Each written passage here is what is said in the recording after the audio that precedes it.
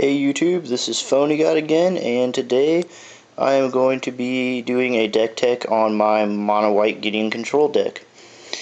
To start things off, I have 4 Oblivion Rings, 3 in Japanese. I love having Japanese cards myself, but just get the big baddies out of my way, so I can get my smaller creatures through. It's a Gideon Control Deck. It runs around a lot of smaller creatures. 4 Gideon's Avengers. Whenever an opponent or a creature an opponent controls becomes tapped, it gets +1/+1, and he's a 3-drop for a 2/2 at the start. Gets big real quick. Also, with Gideon's Avenger, it kind of stalls people from wanting to attack because they don't want him to get any bigger. Gideon's Lawkeeper, 1-drop for a 1/1, pay a plains, tap him, tap target creature, facilitating and feeding Gideon's Avenger and keeping creatures tapped down. I tend to use him at the beginning of their turn. Just keep their creatures tapped down. 4 Honor of the Peer, 2-drop, white creatures you control get +1/+1. Everyone knows about Honor of the Peer. It's a loved card.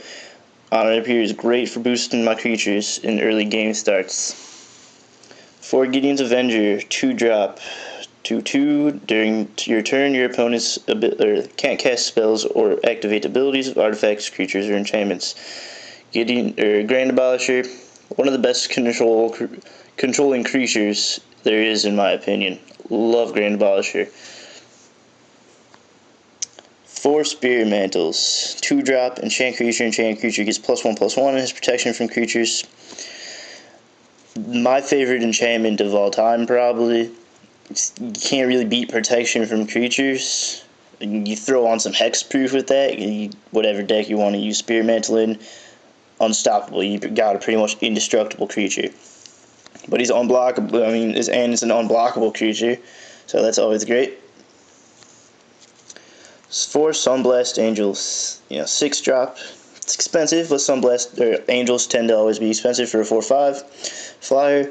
When Sunblast Angel enters the battlefield, destroy all tapped creatures. So that's great to throw out there right after somebody's attacked. Just boom, blow them all up. 4 Norn's Annex, the best controlling card I have in here. a 5-drop, and creatures can't attack you or a planeswalker you control unless their controller pays either 1 plains or 2 life for each of those creatures.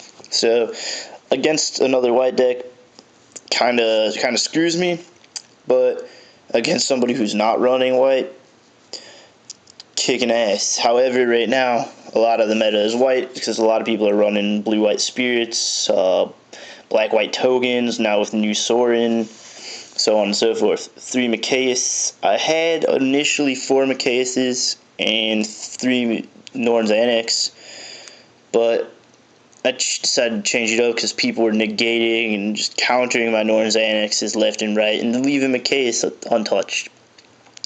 1 and X. Mikaeus Lunarch enters the battlefield with X +1/+1 counters on it. Tap, put a +1/+1 counter on Mikaeus. Or a second ability, tap, remove a +1/+1 counter from Mikaeus. Put a +1/+1 counter on each other creature you control. Wow. I have been reading that wrong, apparently. I've only been putting +1/+1 counters on 1 creature. Damn. Did not know Mikaeus was that good. And 3 Gideon Jura, the man of the hour, the man himself. 5-drop. His first ability is +2 during target opponent's next turn. Creatures that player control attack Gideon Jura if able.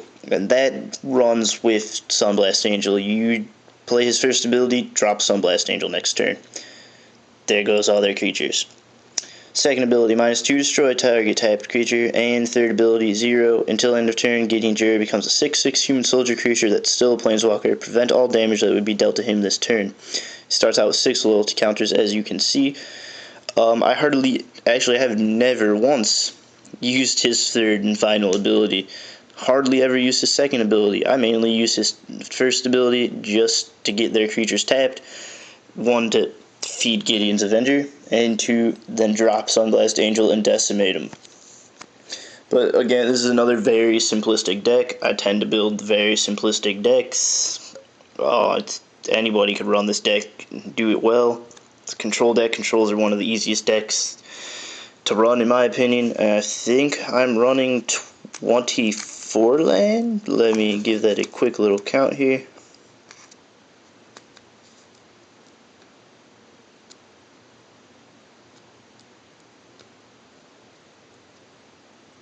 Nope, 22. I was considering running 24, I believe. Normally I run 22 because 22 seems to be all that's necessary. Plus I like to run a 60 even count deck. But yeah, that's it for this deck. It's really simple.